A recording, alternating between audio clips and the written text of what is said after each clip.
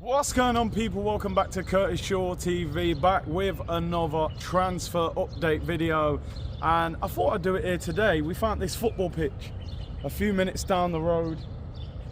EA Sports FC24, welcome to the club. Little five-a-side pitch, man. If we'd have found this sooner, maybe we could have come here and done a little bit of content on here, played a game or something, but never mind. If you're in Philly and you play on here, or you don't play on here, come and find it. It's only a few minutes away from us where we were. But listen, it's the morning after the night before. Arsenal beaten 2-1 last night by Liverpool in their final game of the US tour. Bit of a flat performance.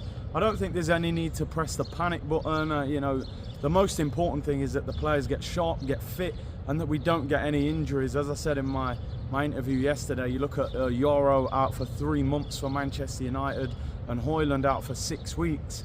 You know, if you get players injured, it's way bigger than losing. However, there were a few warning signs there, I think, and those warning signs for me were, number one, do we need a striker? Is Havertz and Jesus enough to win a Premier League title up front? I'm very doubtful of that. I think they're quality football players, not necessarily top quality goal scorers. And second of all, are some of these squad players good enough to contribute and going to contribute enough off the bench? Fabio Vieira this tour has been very disappointing. I don't think playing him on the right helps him. He's in his 3rd season now. You know, we've got to start seeing something. He didn't cost 5 million, he cost 35 million. We expect to see something now. I'm not sure, Mikel, if Fabio Vieira on the right-hand side is the best place for him to be playing.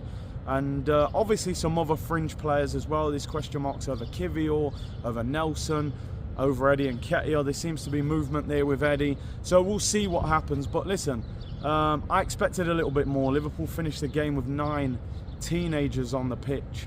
8 teenagers on the pitch, sorry, and we weren't able to carve out an equaliser. But hey, here's what it is. Overall, I think the tour's been a success.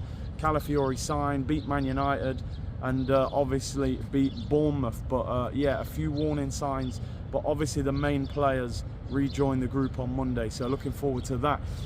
Let's talk transfers. That's what we're here for, people. All the news at the moment is about Mikel Merino. We've spoke about him the whole time we've been on this tour. It looks as if Arsenal have agreed personal terms with the player, and also a verbal agreement seems to be in place with Real Sociedad. It's being reported by the likes of Fabrizio Romano, 30 million euros to sign Mikel Merino, former Newcastle and Borussia Dortmund midfielder, plays over there at Real Sociedad, former teammate, of course, of Martin Odegaard, who played on loan at Real Sociedad when Mikel Merino was there, so they will know each other. Arteta apparently has reached out to him personally to get this deal over the line, and it looks as if this deal could be the second signing of the summer for Arsenal, around 27-28 million pounds. He earns around £50,000 a week over there in La Liga. Arsenal willing to pay him £100,000 a week. Left-footed, aggressive, won the most duels in Europe of any midfielder last season, 28 years of age. If you guys know a lot more about him, you watch La Liga, you watch Real Sociedad, let me know in the comments, how good do you think he is? Is he similar to Granit Xhaka, how he played in that role? And do you think he will sit more and allow Declan Rice to go forward, or will Rice sit and Merino joins in, or will it be something they rotate? But we definitely need a midfielder. Thomas Partey, to me, didn't look great yesterday. Looked very leggy, and I'm not sure he can be relied on for the whole 38-game season. If you're using him in rotation, then I think you get more quality out of him. So Mikel Merino looks as if he is on his way to Arsenal. Could be the second signing. Hopefully we get that done sooner rather than later. Emirates Cup begins next week. Eddie Nketiah, a lot of talk about him, and again, Fabrizio Romano confirming Eddie has verbally agreed personal terms with Marseille. Marseille offered 20 million euros for Eddie Nketiah. That equates to around 17-18 million pounds. This has been rejected by Arsenal, and there were rumours before that Arsenal wanted 50 million pounds. I think Arsenal will have to drop that price. I think, being realistic, if they can get the 30 million euros that Marseille have just paid for Mason Greenwood, that's about 25-26 million pounds. I think that's a more realistic target for Arsenal to get. Eddie has been disappointing on this tour. and I just don't think any club's going to pay anywhere near 50 million for him. So I think if you can get maybe 25 to 30 million pounds, maybe a sell-on clause, maybe some add-ons, I think that's where the club will do a deal. I think Eddie needs to go. I think Eddie wants to go, and I think the club should move him on. He's wearing that 14 shirt, hasn't really done it justice, and I think it's time for Arsenal to move him on. Personal terms agreed with Marseille. Will the two clubs get a deal agreed? Probably around 10 million euros apart at the moment, people. So that is that one. A link that has come in the last 24 hours is a move for Nottingham Forest attacking midfielder Morgan Gibbs White, England under-21 international, probably been Forest's best player over the last year or two. Former Wolves player, attacking midfielder, is being linked with Arsenal as a potential replacement for Emile Smith-Rowe. Now, Forest said to be wanting £45 million for Gibbs White. Remember, they did pay around 35 million for him when they signed him, actually rising to 40 million with add-ons. And of course, they're going to want at least their money back for the guy who's probably been their best player. Forest have obviously had some problems with PSR, and they were deducted points last season. And obviously, somebody like Gibbs White, a big sale like that, would help to balance the books. I think Gibbs White's a very good player, by the way. I think he's got really big potential.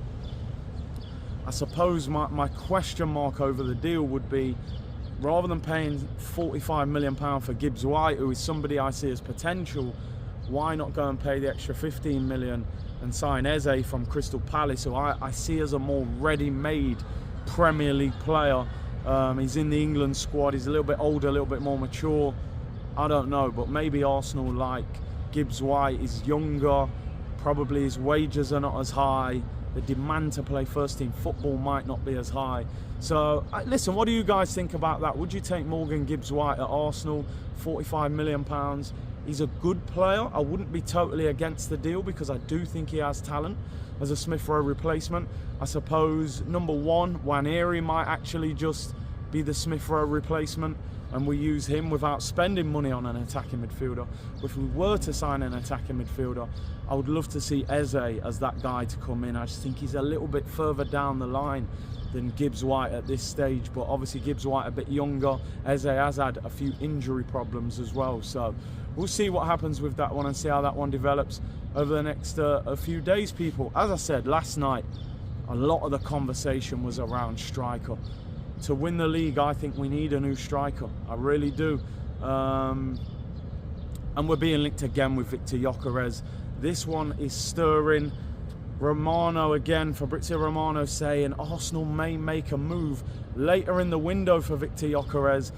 I think what they're hoping is that Sporting Lisbon come back to clubs and say, listen, we know we're not getting £85 million release clause.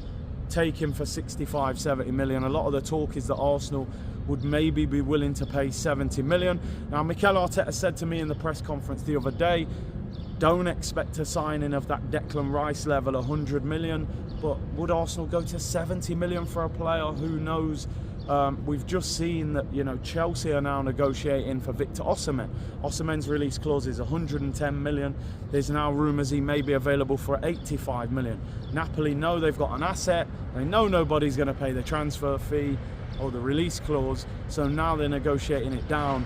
Maybe Arsenal are trying to do that with Sporting Lisbon. Listen, I've mentioned Ivan Toney a lot of times, and I spoke about it in my AFTV interview yesterday, and there's people in the comments, oh, why do you keep saying Ivan Toney? I've said before why I would take Ivan Toney.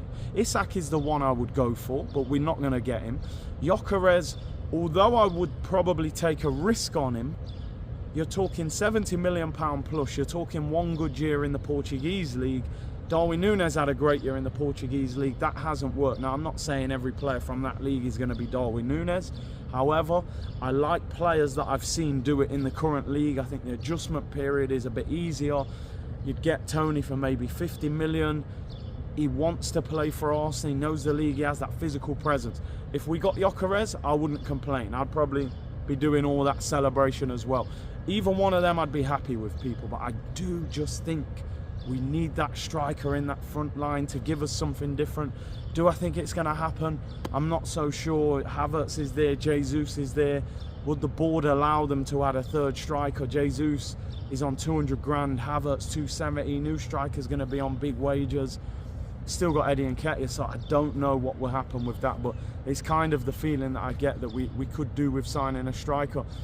People, I want to say a massive thank you to all of you for supporting the channel and throughout the tour. I know I haven't live streamed, and that is usually, you know, the bread and butter of this channel is daily live streams. I've had a fantastic time in America. Big up to all the fans, all the support, all the comments, all the interaction. So many fans showing love yesterday and in LA as well. C-Unit Business, big up to each and every one of you. Thank you for all the comments on the AFTV videos and on these videos as well. It's been amazing. Third tour in a row in America, and it never gets boring. LA, Philadelphia, very different vibes, but equally as enjoyable. And listen, let's see if they go to America again next year. I'm pretty sure they'll probably go somewhere else, but then last year we said the same thing. Flying back to England later today, so final day here in Philly.